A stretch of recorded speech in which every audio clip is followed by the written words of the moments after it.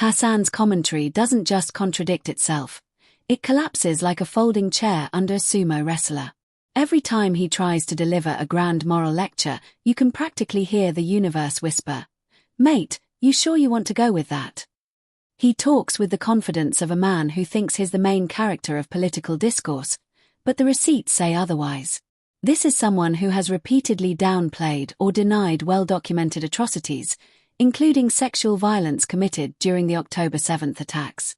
When you deny something that every credible investigation confirms, you don't get to stand on a moral pedestal.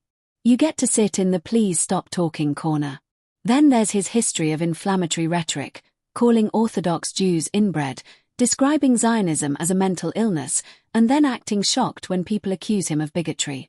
It's like watching someone throw a lit match into a petrol station and then complain that the fire brigade is overreacting. And of course, the patriotism moment.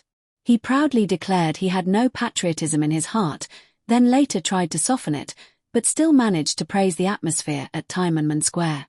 If you're going to lecture people about democracy, maybe don't pick the location of a massacre as your vibe check.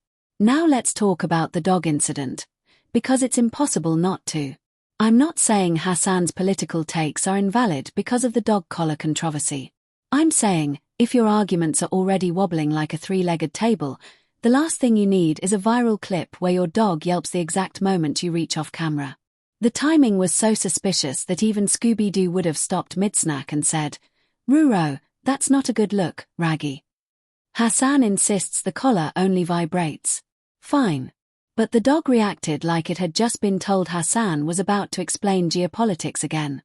And when XQC and Aiden Ross, two men who collectively operate at the intellectual speed of a buffering YouTube video, start investigating you, you know you've entered a new tier of public embarrassment.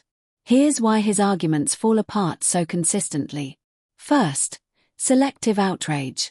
He condemns violence from states he dislikes while expressing sympathy for groups designated as terrorist organizations by governments and international bodies.